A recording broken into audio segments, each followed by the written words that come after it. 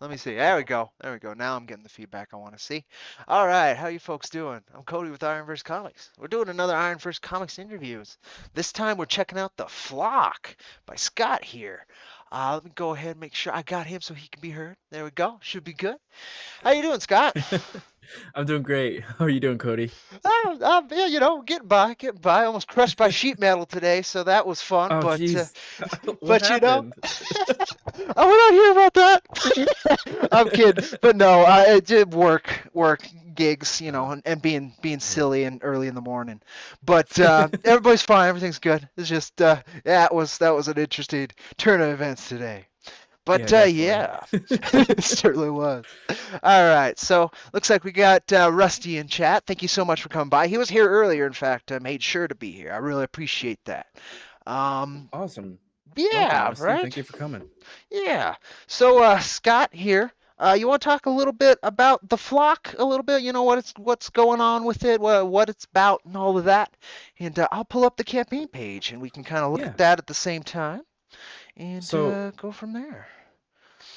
The Flock is a superhero um story about a character named Huck Bennett who had served in World War II, and when he returned home from the war, his beloved city called O City, which is in Canada, and he pursued the superhero persona as the Goose Man, and he's been the Goose Man for several years, and he he's basically has gotten rid of a lot of crime in the last couple of years, but most recently there's been a uptick of villains and gangs and like terrorizing the city. So he's like, I got to get the gear back together and go back Ah, into the fighting all these different groups. The main character, of course, is Huck Bennett. He's Gooseman. He's got a nephew named Edward, who is actually the Gosling, which is kind of like Batman's Robin type character. But he's not normally in the story all the time. He's just like a side character that appears sometimes to help him out. And then he also has his best friend Jackie Oakes, who is another guy who served in World War II with him, and he is kind of like his muscle. His background of his character is kind of like he's a very distant relative is Paul Bunyan. So he's got that big muscular arms and like plaid shirt and ready to take on some goons.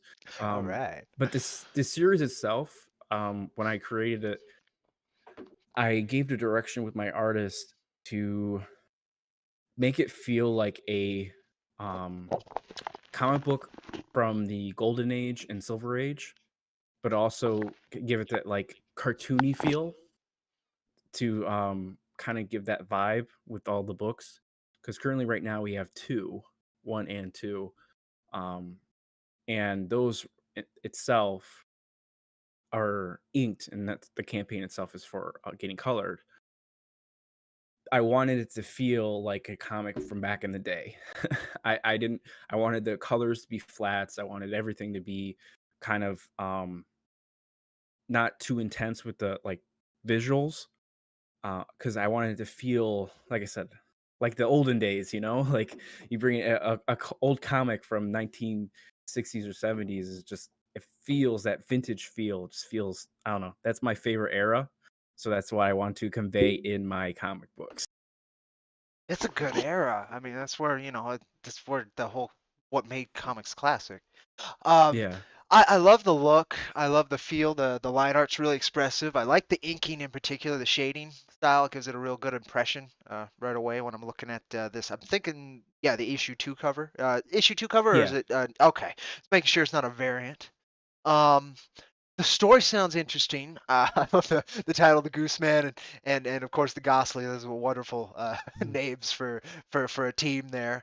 I'm guessing this is kind of an all ages audience you're looking Yes. for. So All I'm right. I'm I'm writing it for when when I wrote the story, at first it was for teens, but then as I'm writing it, I'm like, if I get a nephew one day, I would love to read it with them, Like, or if I had a son or daughter, I love to read it as they're growing up. So my goal is to have the book for all ages, but also be entertaining for someone who say they're reading it, they're under the age of 10 and they follow the series as they get older. Because I have one and two, but I'm I'm looking for the horizon. I'm gonna make more than just two, So I Yeah. want them to be able to read with the book. And you probably have the same way with uh your comic books. You probably have want ideas for the future and everything. So Oh, absolutely. But sadly, seems most of the folks I've gotten on here, especially in this recent wave, has been looking for that all ages audience, which I love mhm. because I can't. My Yeah. work has a little bit too much gore, a little too sad, Yeah. depressing, definitely too violent, and it just deals See, with concepts that aren't as escapist and as fun. And so so I love seeing yeah. more of what builds new comic readers.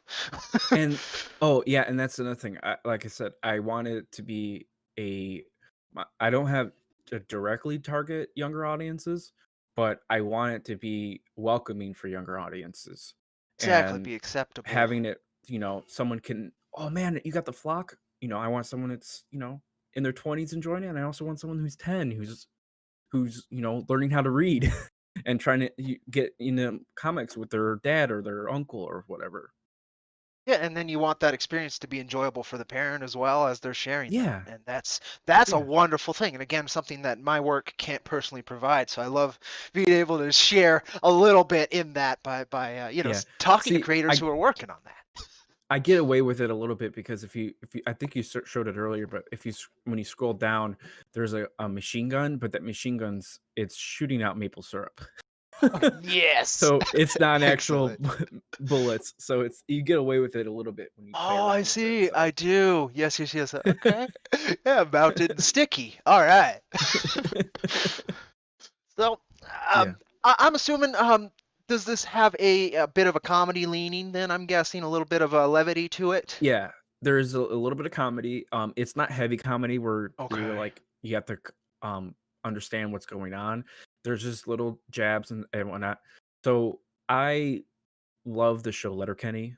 It's on Hulu. It's one of my favorite shows, and the lot of the humor from that show, it's like you can't like stop. You have to actually listen to what they're saying and then move on. Like there's just like 1 second jabs that are just so funny that if you don't catch them, but what the way I write the book is if I'm gonna add humor, I'm not gonna add humor where you have to like have a whole freaking conversation. It's like it gets to the point. Yeah, yeah, a little bit more of And plus, if I'm trying to go all ages, I want the kids to understand what's going on. that's a big one. That's a big one. That could be a rough one too. I have a hard time seeing if I can trust adults to know what's going on. Yeah, I understand that one. Yes, indeed. So, you spoke a little bit about what inspired this, a little bit in terms of you wanted a comic to share with your kids or with those, uh, you wanted something to help bridge a gap between ages a little bit for yourself and for your work, but also for readers and such. Is there Yeah. anything more specific that inspired the Gooseman and Gosling here for the flock? Well, it definitely was my brother and my friend Paul. They have a comic book series called Canada Bear, and this actually is a prequel to the Canada Bear series. All This right. is the same city. This happens in the 50s. Canada Bear happens in the 90s, so it's a huge time gap there.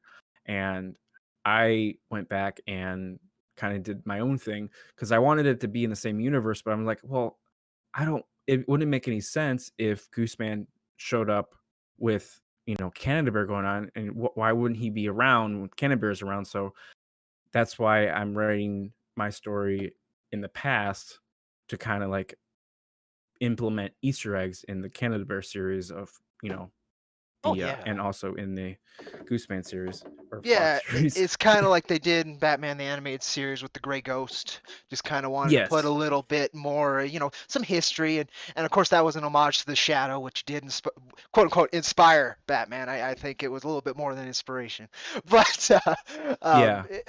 that concept of not really a mantle being carried, but there being a history of heroics in a universe that Yeah. always adds so many layers. I always appreciate that. It's a Yeah. lot And of the reason DC has such a yeah. they've respected that a lot more than say Marvel has, I'd say. Just that Yeah. feeling of these are the old guard, and I love seeing that. Oh yeah, definitely. And that's another reason why like it's a prequel, but it's like it happened so far in the past that it won't affect the story of the current run of Canada Bear at all. Like it shouldn't affect it because it's so far in the past. So No, exactly, but some citizens of Canada Bear would be aware of the Gooseman. Had grandparents who yeah. knew him, Yeah, things like that, exactly. and that's great, and that's great. I love that. And So, it's a generational thing too, so oh, all right. Well, uh, let's take a look at this video real quick. I think the audio from it should play. That'll just be, I don't know, a couple about a minute. yeah, It the has, audio itself, yeah. it should be okay. There's no, it's just music. You wouldn't get Yeah. copyright claim because it's Oh. my buddy has gave me permission to use it. All So right on. Yeah, honestly, I'm not too worried about that on this channel currently. If I could grow it, yeah, I'd be worried. But right now I'll play it a little bit more loose. But I appreciate the concern. I really do. So I'm yeah, gonna I made run sure of that. this. It was wonderful art from what I saw. I ran through it earlier today, Okay. and I think folks will kind of enjoy it. Kind of a look, a little bit of, I would almost call it a kind of a process montage. Folks can Yeah. kind of see some pages and see how it progressed as it's been made. And then afterwards, I kind of want to go through the campaign and ask a few questions, if I may. Go right ahead. I'm all All good. right. So yeah, exactly a minute. All right, that'll be perfect.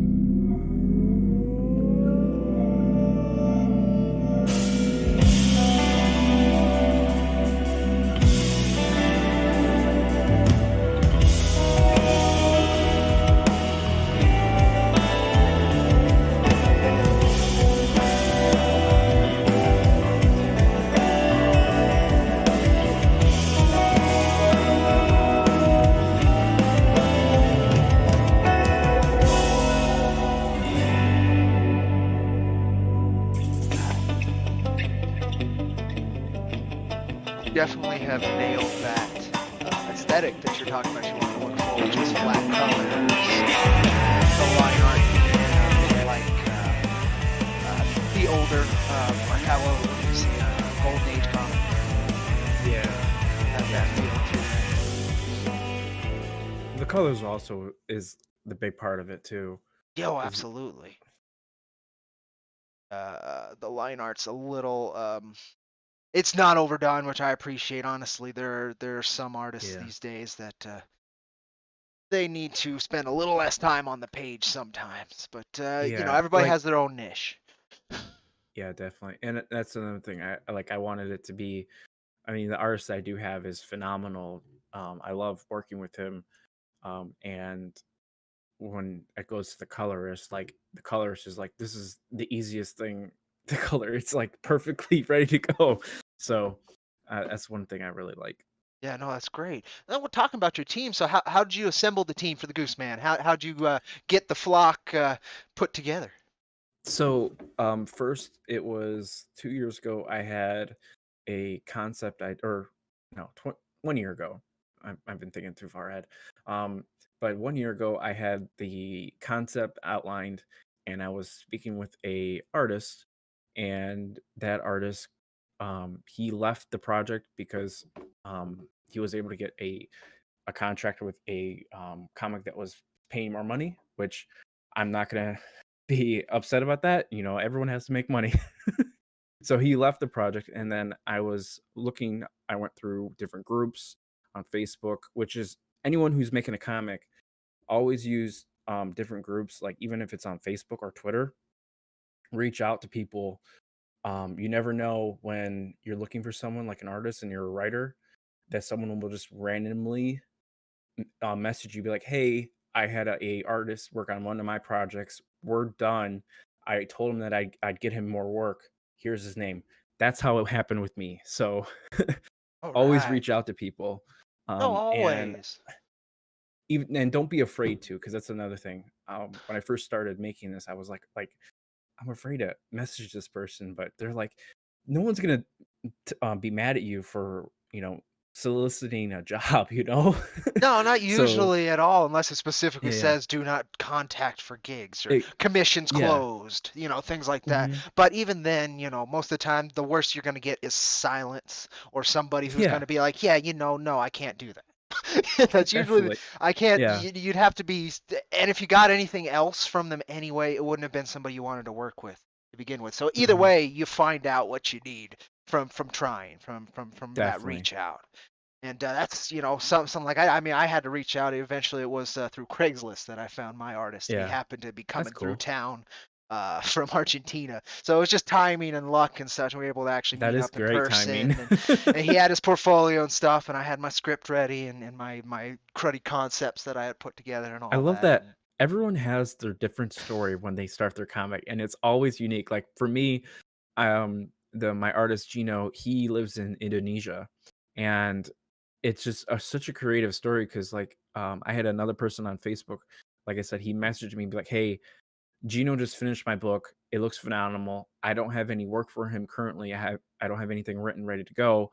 He is available right now. He does a great work. Here's his information." And then from there, I just contacted him, and then we went and got everything rolling. Um, Now Paul is he's my longtime friend from when my brother and I were both in the same school district. Paul is actually my roommate, so I'm really close with Paul, and he's my colorist, and he's also one of the creators of Canada Bear, or the creator of Canada Bear. So yeah, he's working on both projects at the I time. kind of recognize the colors, and that's a good thing. I kind of felt Yeah, there was a similar choices made between Canterbury, which is very striking and again flat colors, which is a yeah. unique look these days. So the second cover is the artwork is done by Gino, and the colors by Paul. The first cover is actually completed by Matthew uh, Critchfield, which is the artist of uh, the first issue of Canada Bear. So I wanted to kind of you know, get people's like, hey, Critchfield, okay, he does Canada Bear. He also is involved in the flock. So like kind of get people stirred up because I did also sell the book when my first printing of it, like when I first got it completed, I did sell it in black and white, and I sold it in local shops trying to get an audience going and get a buzz going. So, Right on. Well, but I'm yeah, glad to hear that great too, team though. because yeah, because you got to try every avenue you can to get that book into somebody's at least their attention to read it. I had to do digital. That's how I ended up doing a digital free digital black and white. You can read online. That worked fine. But oh, what was I gonna? There was yeah, okay, that's what it was. Um, page counts? I'm kind of curious. What? So it's the first two issues here, and you're coloring them. That's the campaign's goal, yes? Yeah. Yeah, Okay. the basically the campaign's goal is to basically pay for Paul to color the book and get things rolling for the pages. The first book itself is I want to roughly 21 pages and the second book is around 24, 25. Okay. So about 46 pages, something like that. Yeah. Excellent. Uh, let me see. I'm trying to think something a little bit more interesting. I enjoy the creator stories quite a bit, and I'm glad Mhm. you have a fun one. But Mhm. I'm trying to think. Is there anything else you specifically want to get out there while you're here in terms of information? And we'll go through maybe your tiers and what folks can get by buying into and helping the flock Yeah. get upgraded here. Well, my what I'm have going on right now, of course, is the flock, but I do have plans for writing other books. Actually a writer. I'm not an art like some people say writers are artists, but that's like getting too philosophical. But I'm a Oh, writer we and can't I'm a just creative. decide to define art here and now, and everybody has to pay attention to it. I thought I had that power the second I got on YouTube. Why the heck am I here? Okay, This is no, go funny. on, go on. So, but But anyway, yeah. I currently have been writing other stories, other ideas. Also have at the very bottom there's a whole outline of things for the flock. We we call them seasons, so they're like there's different seasons. Each season is about seven issues. Um, but I have a lot on my ideas for next year. Next year is going to be a really big year for me, and I'm very optimistic of what I want to do. And I have a lot of things I want to do. So I'll be checking a lot of things off as the year gets started. But I'm kind of getting things rolling at the end of this year. So uh, that's honestly what I have going on in my own self. But when it comes to like the comic, it's like it's really fun. It's really fun to read, and it's also really fun to talk about like the different characters and stuff. It's just goofy, but it's also like very it's different. Not many people have like this type of stories for No, a I superhero at I least. don't think I can count too many syrup cannons. It's a loss for comics as a whole, but I can't count too many. I mean, Yeah. closest I could think of is oh god, the Condiment King. That's the closest I can come up with, and that wasn't syrup. Uh, so, um, were there any direct comic? It sounds like a little bit of Batman is in this book, but is there any other direct influences that you're kind of pulling from in terms of maybe tone, personality, or Let's say see. readers are on the fence on the art? Is there a analogy of another series or book that if they liked that, they might like this? So, I try not to do that as much as possible. Like, I Yeah. want it to be different, but a lot of my writing has was inspired by, of course, Batman. There's a lot of Batman influences in the story, but also like the character itself. He's a vigilante. He's not a superhero. He doesn't have superpowers, but he has a suit that he puts gadgets and stuff. So it's very similar to Batman ish. Um, I have influences from Teenage Mutant Ninja Turtles. I got influence from the show, like I mentioned earlier, Letterkenny, and also the humor aspect, like Seinfeld, the show. Like I have, it's not directly, but there's elements of that humor that, like in conversation, like I said earlier in the beginning of the stream, like Letterkenny and Seinfeld, like that. Those funny jabs, but they're like 1 second jabs are not like, going far out to making things complicated. So if you're looking for some dour Alan Moore-esque writing, this isn't quite the place for it, which is good. There's plenty of Yeah. that these days, more than Yeah, enough. I'm I contributing wanted the to it. story to be easy to follow. Like, I would Yeah. say easy to follow, but lots of action, lots of fun. Uh, a lot of funny moments. You can laugh. You know, enjoy your time. Yeah. Open up questions to chat as always. If you folks have anything you want to ask myself or Scott, please let us know. I'm going to go ahead and throw a couple links so you folks can go and look at this really cool page yourselves. And after that, I think we're going to go through the tiers and maybe we can entice some folks to pull that trigger. I'd love to be able to do that. So there's the Awesome. link in chat to the campaign page. Looks like we start off with the Gosling package. Let's see what's in there. Hate waiting on shipping. Well, once the books are there, digital sent right to backer. So you get both the digitals for $10. I'm assuming there's no shipping price because of no Nope. shipping. All right. Well, there you go. That's comparative to almost every other indie campaign I've seen. In fact, I've seen quite a few that charge 10 for a single digital issue. So that's a good deal Mhm. right there. I love seeing that.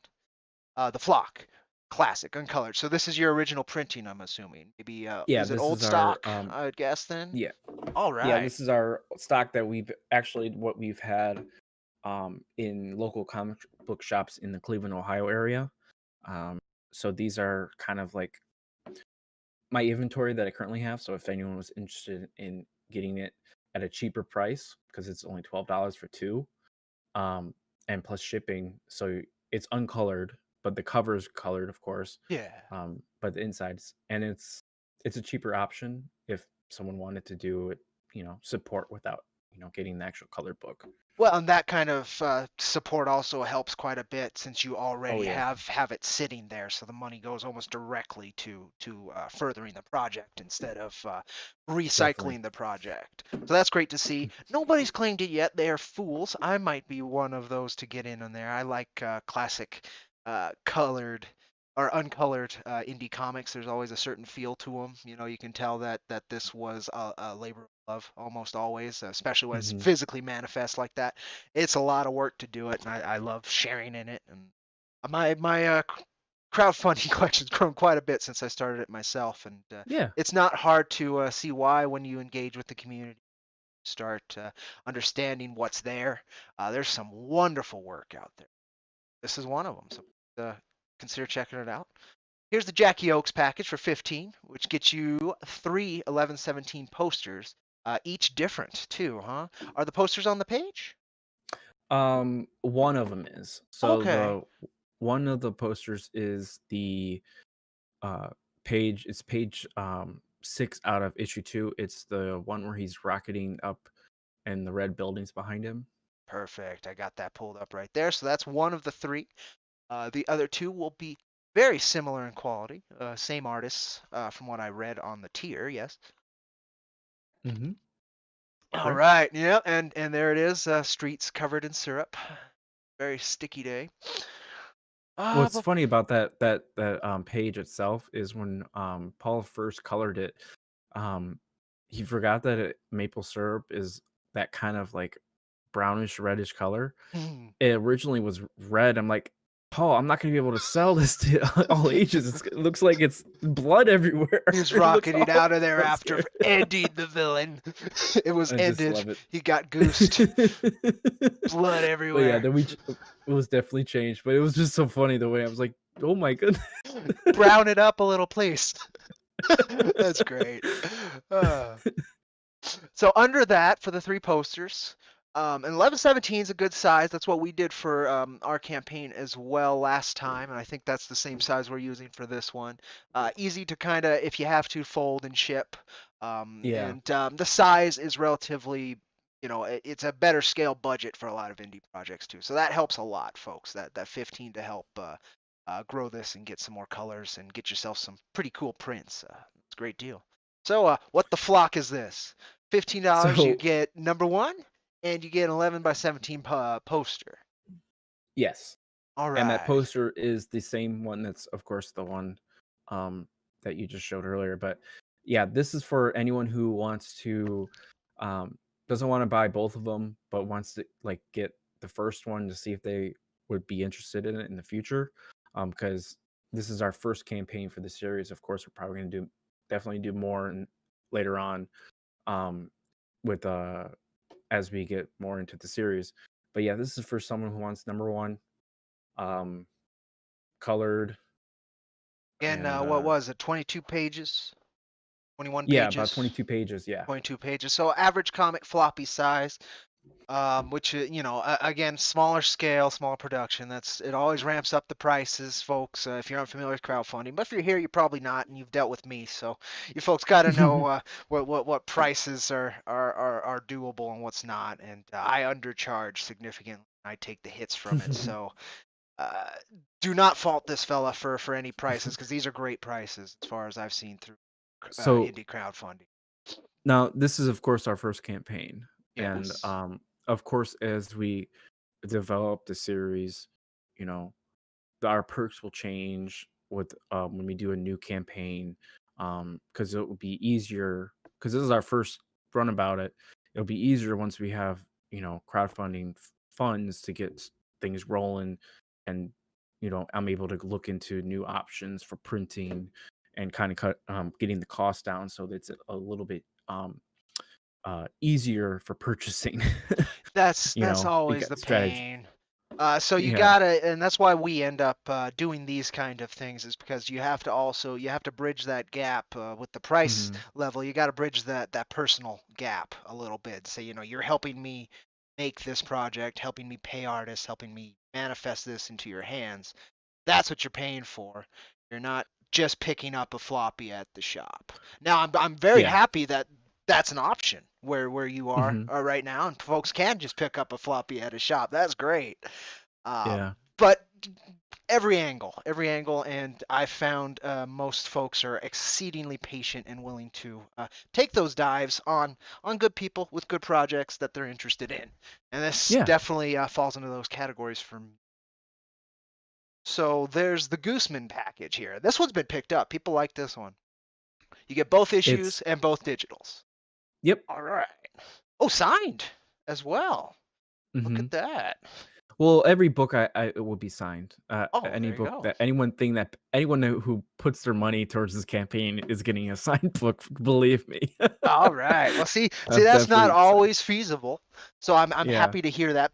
Again, that personal touch. People love that. It makes a Hmm. big difference. I'm gonna end Yeah. up just signing metal prints and such because the feasibility of Oh where yeah. the books are getting printed and shipped to, it would end up being about 2 or 3 shippings of quite a few books. Can't do that. Yeah. But Yeah. again, that personal touch, you have your signature, you get your sign, and hopefully one of these days you can follow up and get another signature in person at a con or something. That would be great. Yeah. I Definitely. love that kind of stuff. But yeah, you'll get both your digitals as soon as the campaign finishes, I'm guessing. And then you'll Hmm. get, or as soon as it's done being colored. Yeah. Um, So I don't know if I mentioned earlier, but like the campaign itself, we have a deadline of it being once if once we get hit our crowdfunding amount, uh, we have our goal of it being shipped out in January of next year. So, Very quick. um, very quick turnaround. Everything's been sketched, inked, lettered.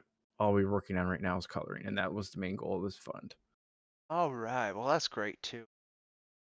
Just slip the lettering back on top of new art. Then. Yeah, oh uh, yeah, it's very um, easier. who's doing the lettering? I'm just curious.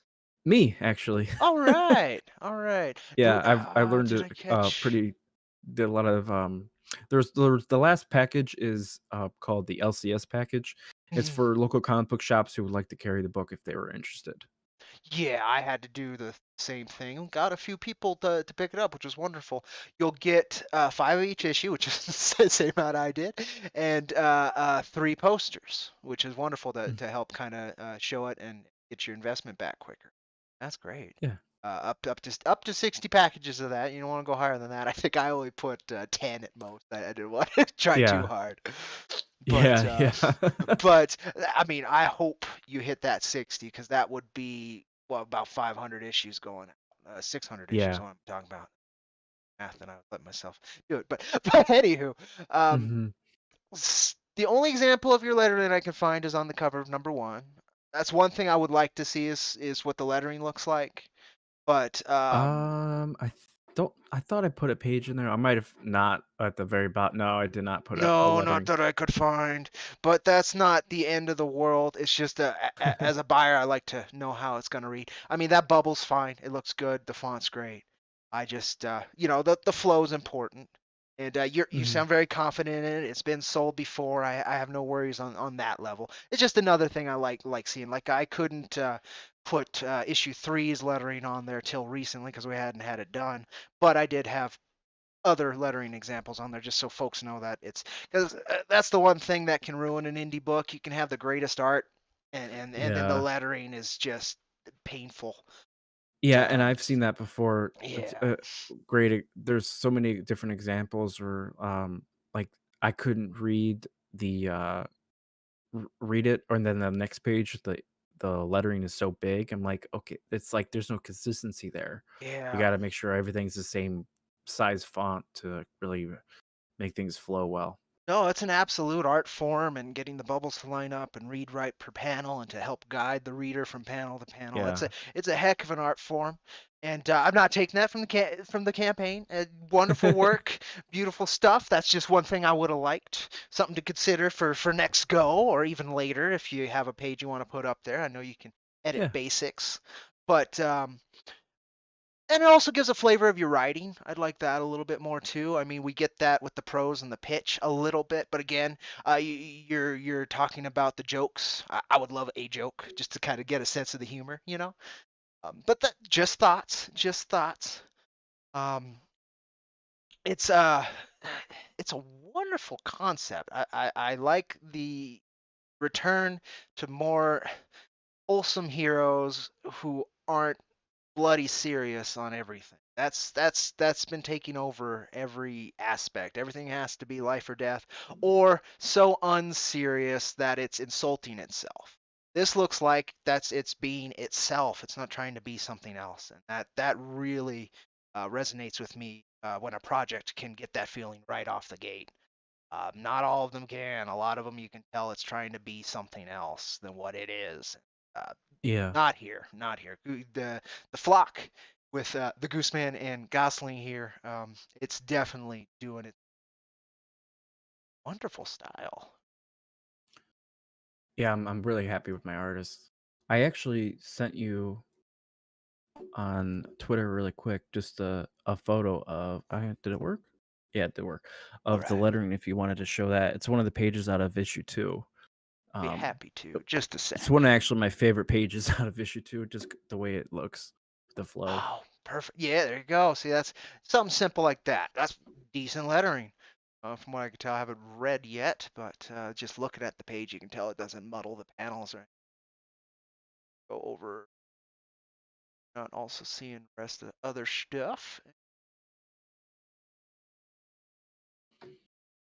See, boom, there we go. There's an example of the lettering. Very clean, very clear, uh, centered as it should be. Flow's good. Spacing in the bubbles is good. Yeah, it looks good to me.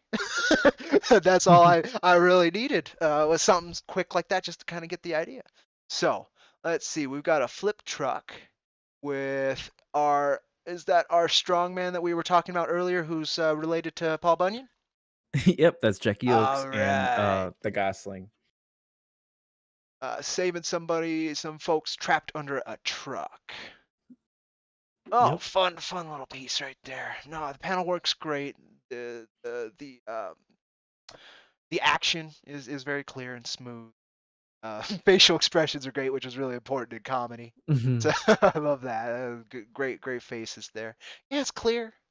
Uh, Excellent stuff. Honestly, folks, there's no reason this project shouldn't make twice this goal he's asking for.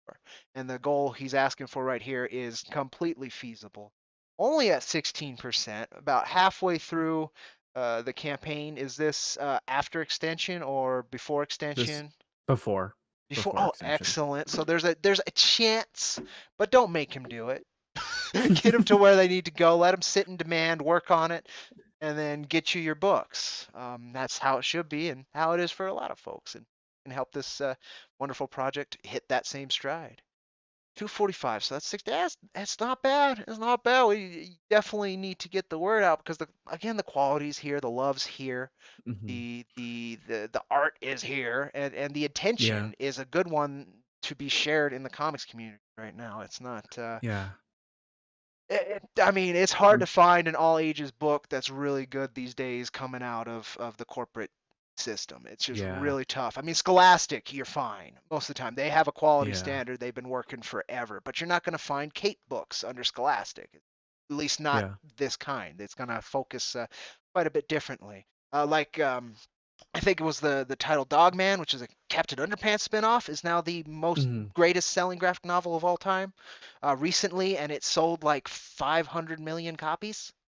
Wow. So it That's beat a the lot of copies. it beat the hell out of every other record before it. And so it's not that sequential art is not beloved. It's not that it can't be connected with. It's that there's a massive disconnect from creator to uh, uh, Mhm. to what folks are wanting.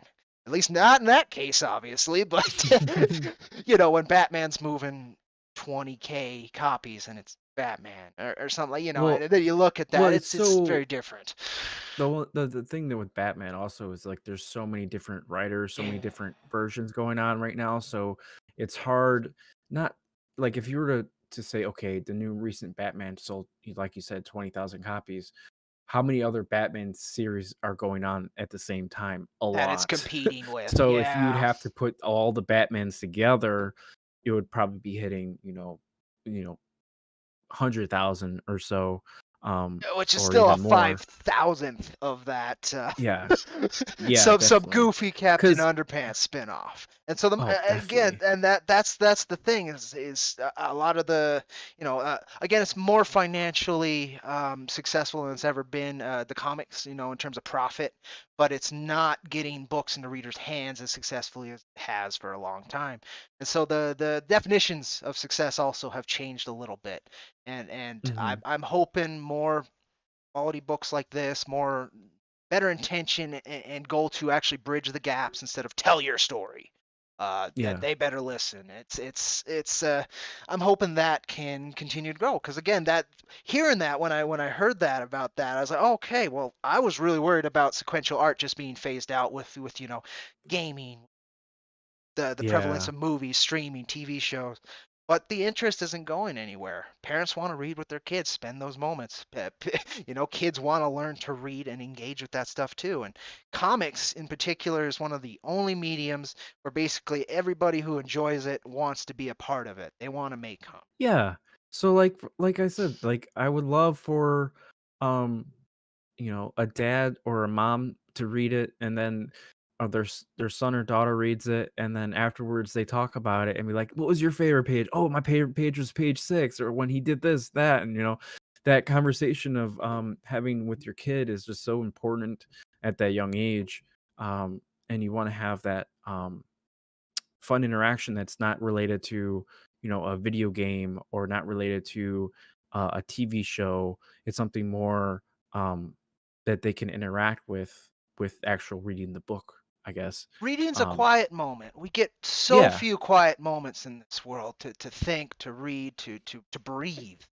We're bombarded by information, asked to be directed one way Hmm. or another, or told where to go and how to be. A moment with a book, none of that.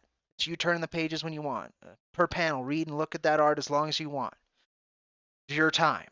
And with a child Hmm. or with a reading group, even there's that communal bit of sharing that quiet, and I don't want to see that phased out, and I'm so happy to hear that that's not really part of the direction. It's just the appearance of how things are moving, which I would love that Hmm. appearance to change. And again, I I would know a too. broken record. I can tell you're putting the work towards it, and I love being it. That's the thing. That's what I'm trying to celebrate. There is that I love seeing that. I had Wrath, that project on last week. Hmm. Similar idea. He wants to help deal with children's trauma and kind of understanding how that works. That's kind of where he's coming from with his book.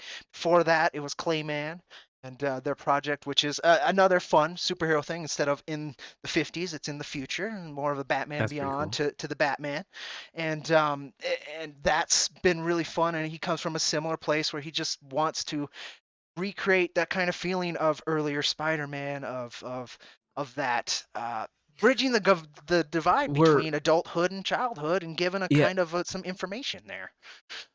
and to add, like, like for instance, when I'm writing the story, I'm writing the story to write to tell a story.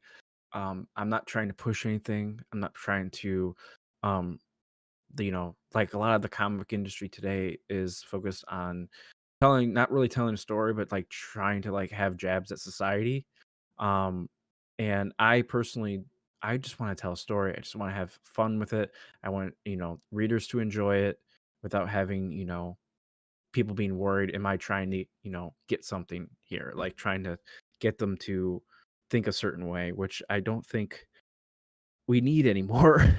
If you don't know what you're doing in life, Yeah, it's a or, tough one. It is, and I understand the maybe the intention of trying to improve things. I never want that to yeah. go away. We need to always Oh, improve. yeah. But Yeah. it's the fact that we no longer care about the methods or the execution that scares the hell out of me. Yeah. Like there's so Improve much at all work that goes cost. And that there's so that's much work that goes in these books, and yeah. it's a lot of people are like, "Oh, I'm not gonna, take this because of this so person is the writer." I'm like, okay, that's great. You can do whatever you want, but just like, who cares? That's been my thing too. Is it's everybody's got to be in everybody else's business because they're scared their own business is going to be messed with, and they're setting Yeah. that standard where, well, yeah, you're messing with other people. What do you expect? But Hmm. but Yeah. on that, there's a lot of authors who I would disagree with philosophically on a lot of things, but I can adore their books. I can love the Yeah. moment and the artistry that they put into that work. I can separate that. Now, I understand why people don't want to because then you're quote unquote funding this thing that you don't like. And Yeah. no, that's not what I'm funding. I'm funding the thing I like. However, once I've obtained the thing I bought, then that money's no longer my concern. It's gone Hmm. where it's done its job. The energy's been transferred. It can go where it wants, and that doesn't affect my enjoyment of what I was going to do. Some people don't want to make that separation and can't, and that's fine too. It just makes things a little bit more difficult for mediums in general to have creative freedom. Yeah. So And I work in indie comics. I'm sure you are diving into it with such passion yeah. because of the freedom, because of what you can Oh do, yeah. because of the There's and scale that you can actually get things made at. Oh yeah. It's And the incredible. first time you print your book is there's Mm, nothing like it. no, not at there all. there's nothing like that first feel when you open up the box and you look at the first stack of comics, you lift it up and you go, I made this. Yes. Here, It's please that read feeling. it. That's usually where I Exactly. go. It's like I made it. Now tell me what you think about it, please. I need to know. Uh, Mhm.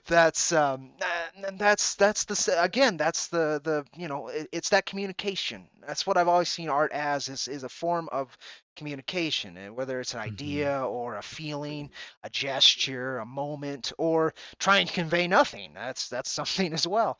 And I find that there can be a lot of lost in translation.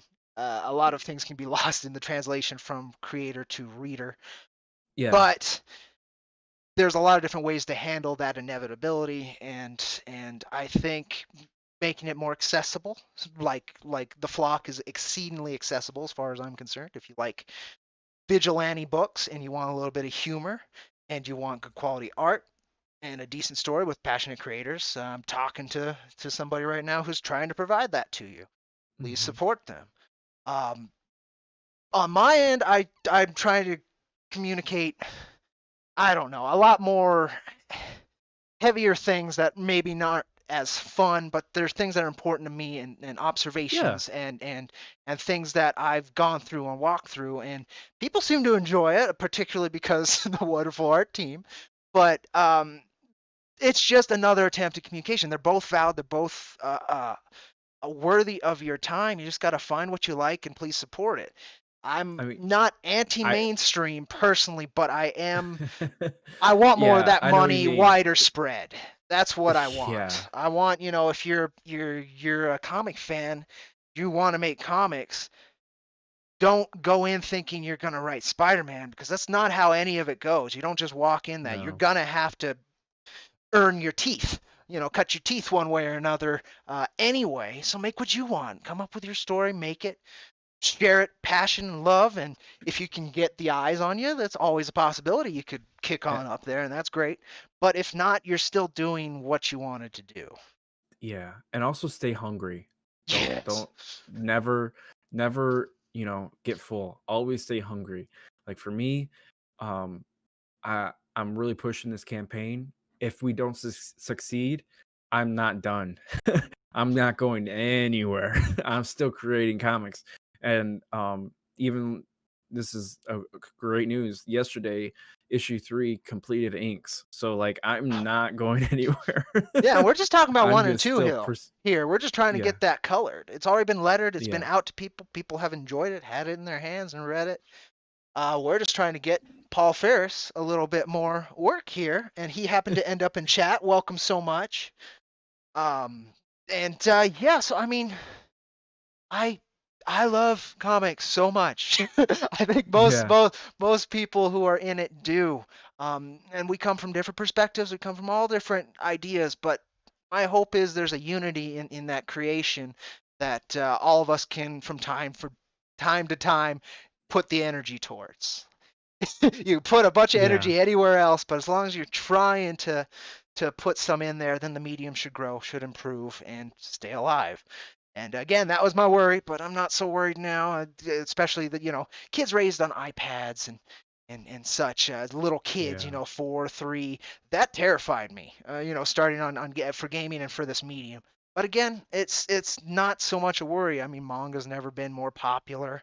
It's having rough times right now this year, but in terms Yeah. of numbers and readership, it's never been more popular or more globally accepted. The same with European comics are doing great, or at least were. I'm not current on it, and I know everybody's having a hard time this year for multitude of reasons. But Mhm. the medium's healthy in terms of possibility. It's stable in terms of possibility. It's just not leveraging that possibility as much as it can, I don't think. And indie creators are the ones doing their best to push those boundaries, to connect to new people, build networks and things that can continue to leverage this, getting those printers extra gigs, keeping the smaller printers alive, keeping smaller publishing houses alive. And Yeah. I'm happy to see it, and I'm hoping I can soon have the flock in my hand. And it's very soon too, folks. Like I had you folks wait 6 months. And I mean almost a year for issue 2. We got issue 1 out in about 4 5 months, people, and then we got issue 2 out about the 12-month mark, about 11 months, and then this was about 6 months. So I mean that's crazy in terms of waiting, and I know people shouldn't have to deal with that, but I'm so grateful you folks have the patience. But Yeah. I'm Also, hoping, yeah, go for it. I just wanted to ask you, Yeah. I personally I just use Indiegogo because I was mostly familiar with it. Do you like Indiegogo more than Kickstarter, or what's your kind of like preference? I know you've had 2 campaigns on, or a couple of campaigns on Yeah, Indiegogo. Have you gone ever through done anything on 4. Kickstarter? Have not. I have it set up for our trade paperback. I think that's the next push. Okay. Right now, currently, these last few months, Kickstarter has been fire compared to Indiegogo in the best way. There's been a Yeah. lot more support, a lot more fever there. It's Yeah. just the A lot of problem people have with been telling me that. Kickstarter that I have is that you could be funded as far as you're concerned, and then that last day, everybody gets charged back, and then suddenly you're not funded, and you have to start again. And you had no time to Yeah. prepare, no idea it was going to happen, and everybody involved is kicked. The legs are swept out from under them, from the backers to Yeah. to the creative team. I don't like that. I get it. It allows people to be more willing to say, yeah, I can back that. You're not charged right away. It's not like you have to have the money in hand to say yes, I'll have that. But it Mhm. also you have to have trust that they plan to have that money at the time you're going to need it. That's rough. Mhm. I've seen a few campaigns. They get $100, $200 over their goal. They think they're funded, and it ends, and they're about 300 under, and then they got to do it again if they want to try again. Yeah. And most backers will be fine because they wanted that anyway. But it's just adds more time, adds more effort, slows the creative process. It's a blow to the team, their morale a little bit. But, go-go has connotations attached to it for other reasons, undeserved, honestly. But it's whatever will work for you is where I've always come from. I have no worries in terms of Mhm. what people choose to do. I think if you can do both, or if you can leverage both in one way or another, I've seen quite a few people able to do that, to juggle, Yeah. do a Kickstarter first, have that fund, and then you jump on to go for anybody else who wants that. Then that can stay in demand till both go to print, and that's pretty Yeah. useful. That's a good way to do it, I think. But those campaigns tend to bring a little bit higher numbers and monetary values. So they Yeah. already had more faith in what they're doing from both their fan base and themselves. So I Definitely. don't know. It's there's not a wrong way to do it if you can get it done. Is kind of where I always land on that. If you can get it done through Patreon, that would be my goal, Yeah. because it's subscription based and you can count on that money every month. It means you can guarantee production and lock down artists and make sure that they feel comfortable working and all of that. That's the goal. Any kind of See, that subscription that's model. another It doesn't thing have to with be when it comes to Patreon, but yeah, any kind of Patreon, subscription. I've decided to like it's like really hard for me.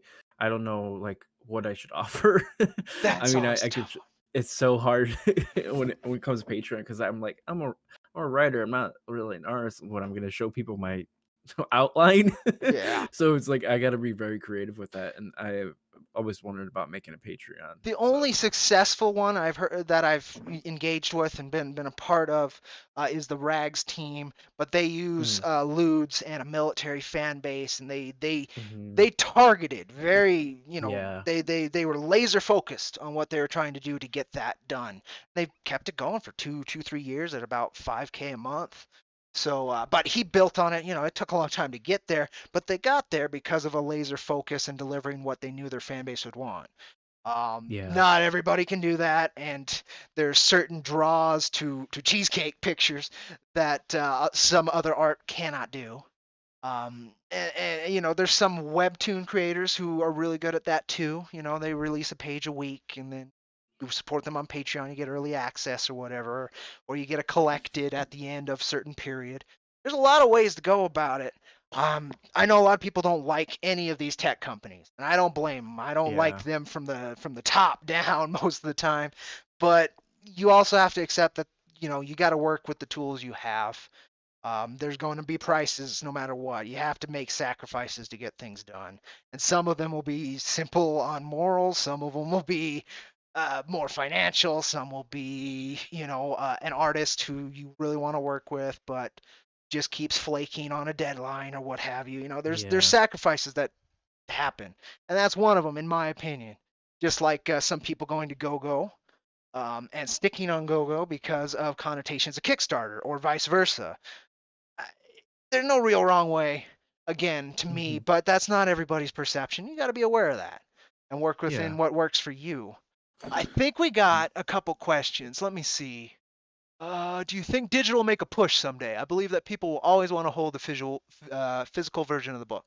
I think you're right in both. I think digital will continue to make a push. I'm hoping there will be a better format, a more engaging format for digital to be presented in, so that people, have more of a connection like they would with a physical collection. Because that's the thing too, is you're building Yeah. this collection, and then you can see it, engage with it. It's like collecting cards. It's like collecting anything. Cars. I mean, it's the building of the collection that really can hook a lot of people. And then the stories are the bonus, and it kind of helps resonate deeper within them that they have these stories they can read.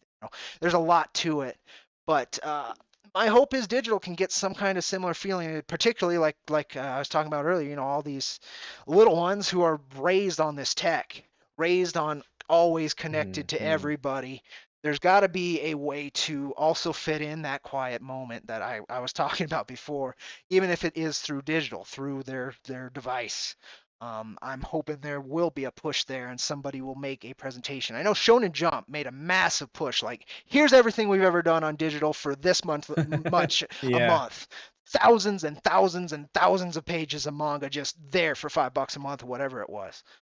That was a push. That was a hell of a push, and they probably took a long time to come to grips with, oh yeah, this is all possibly getting pirated like that. See, We're opening up floodgates, but we need to because we got to hit this audience and make an audience there. And And also you've got webtoons too. Webtoons is mhm. huge. Yeah, it is. That It's that massive. that traffic audience going right to that website is like I think they got like 10,000 views a day or 10 million views a day. Yeah. Like that's also another big avenue that uh, other different creators go with. But that's that's how you'd have to think of how you want to do things with the what you want to do in the industry. Like if you wanted to be it fully digital, okay, that's a really good option. Me, I like digital, but I love physical copies. Physical copies makes it feel like you're you know reading it like a book, and it's like I don't know. I have a Kindle that I read some digital books on, but it's just too like I've lost. I don't know where they all are.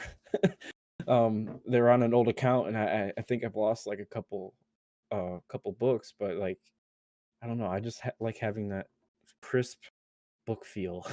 People like we've moved away pretty much almost completely from gaming being a physical medium. Um, Hmm. that's been crazy for me to see too. Is you possess that thing, no one can take it from you. All these digital things, you rarely possess the thing, and it can be taken at any point, and that bothers me on a deep level. But I understand why it does that. It's nature of power. But there's that's always going to conflict. People like having, possessing things, knowing that it's in their charge. Whereas digital media, social media platforms, any kind of thing where your information is kept in ones and zeros, you don't possess that. There's no way to really possess it. And Yeah. that's always going to be something I don't think any generation is going to be able to look too far past. They can be led not to look at it for very long, and here's all these benefits for not looking that way and understanding that. But I don't think that can go away. So I think there is always going to be a market for physical. Just like books. We've been talking about books going away forever. TV was supposed to kill Hmm. books. I mean, radio was supposed to kill books. It didn't really, it's not going to happen. The scale might change, but as long as people want to make them, same people are going to want to buy them. And, Well, I hope they're, there's that yeah, like for younger audiences, like as you get okay, so here's how I think it goes. It goes a younger audience, they love technology because they're grown up with it. It's everywhere where they are.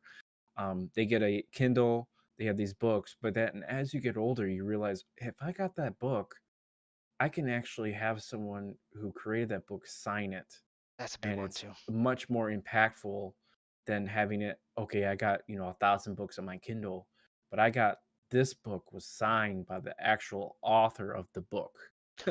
Well, So there's that aspect too. there's the personal connection to the creator. For instance, if a message or something really resonated with you, or their story, or Mhm. what have you. Um, but there's also the again, to the collecting bit with signatures. I mean the '90s was all about that, and they took a big old punch in the face for trying to be all about collecting, and we're gonna make money out of it. That did not Yeah. work. That did not work at all. But that aspect didn't go away either. It didn't go away at all. Mhm. So I think there's a lot of pillars that aren't going to be able to be kicked out from under. They're just going to erode. And that's just kind of how I think this medium is moving, particularly because the money's just not there. Every comic writer wants to be working on a show. Every comic writer wants to work on a movie because that's where the money is. That's where sustainability is. Unless Yeah. you're a Donny Cates or somebody whose name Yeah. is enough to really leverage events and such and make money off of all of those books. Just writing, say, like Brian Edward Hill on Batman and the Outsiders, just writing that wasn't going to get him through his year. So he's a Hollywood writer. That's what he works on otherwise. So Mhm. there's that effort, and it's bred a perception that comics are only a stepping stone. So the medium suffers from that as well because people don't pour their all into it. But that's not where indie comics come from. That's not where Mm-mm. the Flock came from. It's not where Jack Iron Steel Cowboy came from. And we need to find a way to make sure that people I mean, this has been a problem forever, is getting people to support quote unquote small businesses. I mean, that's been hard Yeah. forever because the logistics of small businesses, here's what we can do that, they can't, but there's usually a price to that. You're gonna pay Yeah, more. I You're mean, you're gonna you're more and personal. and that's the bit, and people love that. People do enjoy it and engage with it, but it is so much easier to just go pick up a hamburger. It's just it's easier to just go with what's accessible, cheap, and can be sustained again and again, and guaranteed the quality and get all of that. It's less risk. People are averse to risk, and I don't blame them. But in comics, if you're a comics creator, you can't be adverse to risk. And so if you're not adverse to risk in making that, then hopefully you're not in supporting others. Yeah. Yeah, definitely. All right. Well, is there anything else you wanted to talk about here pretty quick? We're about where I tend to end it. Um, See if Um, there's any other. Rusty did comment that in Japan, digital will get you in front of more eyes quicker. Which is true. And I um, mean, Japan was never too yeah, about the collectability of manga. They never really cared about that. They shred that shit and print it on the next, use the same paper the next week. They didn't yeah. really care about that. So I could see that. I could see that being a thing. And the West is possessive. I don't blame that at all. Um, We're all hoarders, One way or another, yeah, collectors. bred to be. It's good commentary. I agree. The scale will change. That's my thing too. But digital isn't very popular in the States. I believe Marvel, Disney, they're trying to push digital. It's very Yeah, true. They still haven't I think found a way to DC do it that's too. not, yeah, both of them, and they still haven't found a way that doesn't feel clunky. And that Yeah. that has hype behind it. They haven't been able to do that. When Shonen Jump dropped everything, I mean, folks are stoked. I saw that for about a week and a half. People were like, "Holy shit, I can read all of this tonight if I want."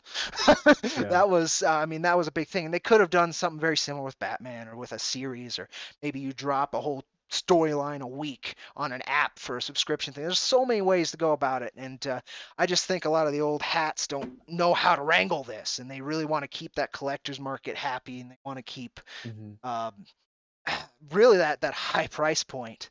And they're scared of digital piracy. That's a big one. They're Yeah. terrified of piracy, and I'm not terrified of it. It's somebody who wanted my book at the end of the day.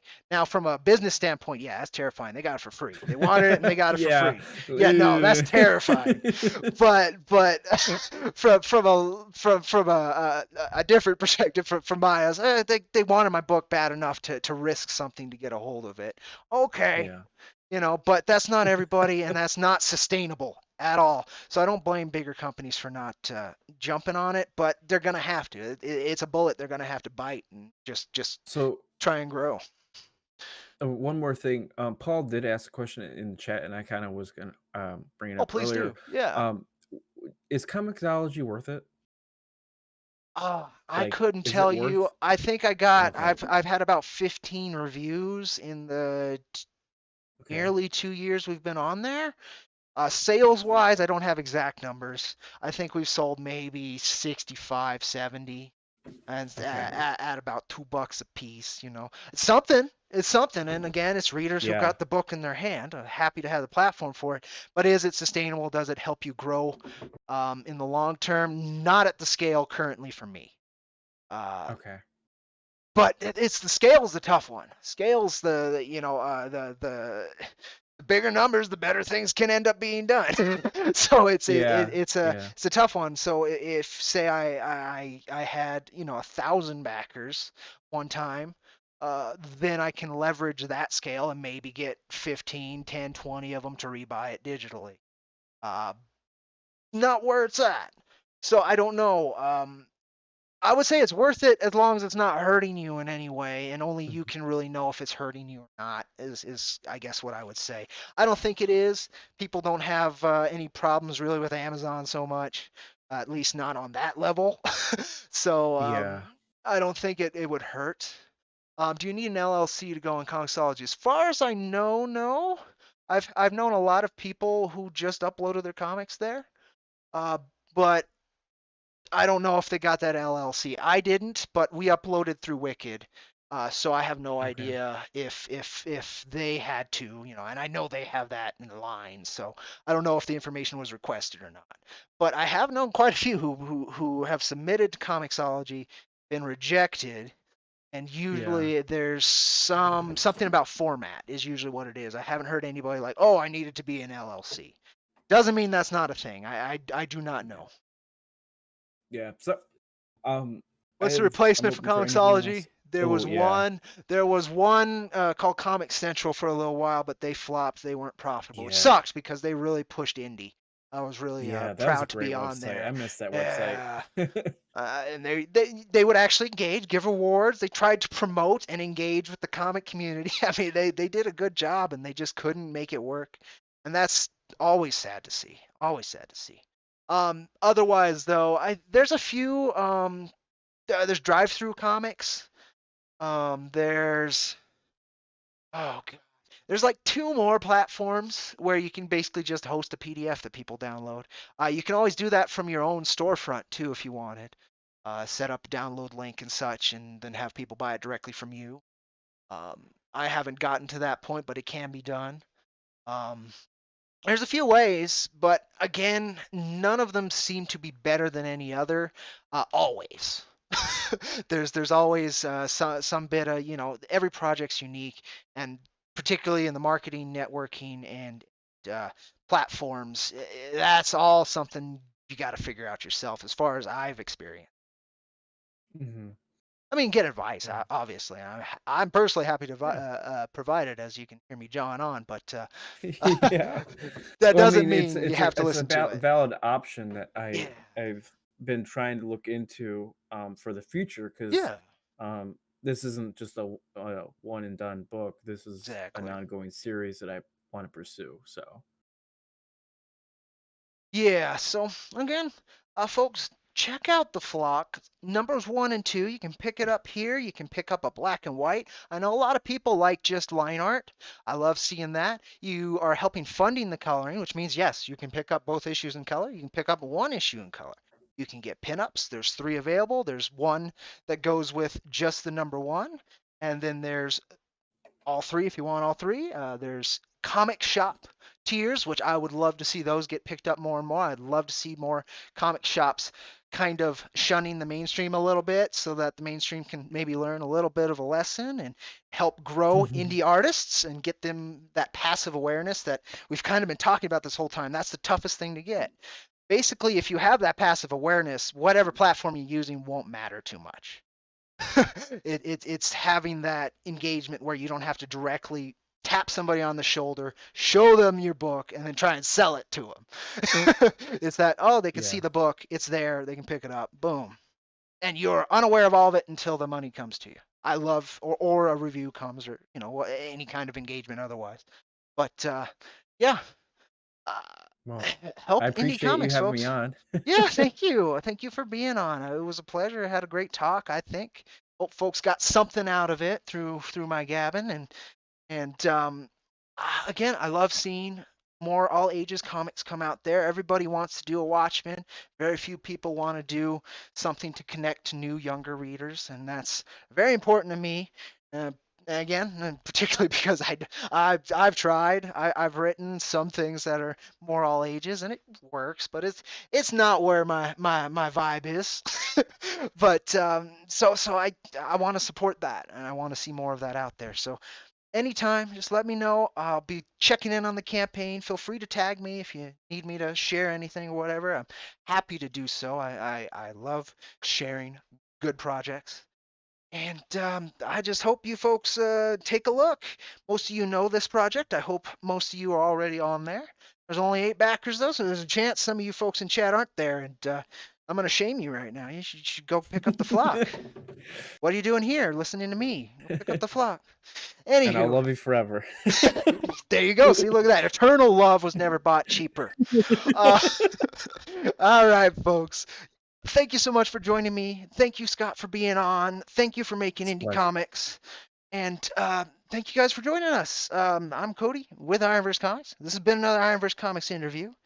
And we'll leave you with a pitch for my book, like the intro. Check out Jack Iron, Steel Cowboy, numbers 1 through 3 on Indiegogo. Only till the end of this month, and then we're going to shoot out the digitals.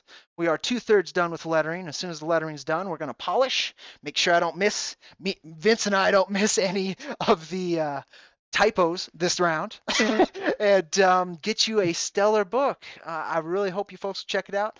Been updating the campaign page every time we have something new and new stuff to look at almost every day these days, honestly. And I think you can even just sign up for updates on Indiegogo, which is wonderful. I think when you follow, you just get the updates. So if you're not sold on it right now or you don't have the money right now, but there's a chance down the line, always feel free to heart the project. Hit that follow right there. And do that for the flock, do that for myself, and any other comics you're doing, and just listen to the creators, and you'll get a vibe of what they're going to give you and how they're going to treat you, and that's very important in crowdfunding. So yeah, you take care, folks. Thank you so much.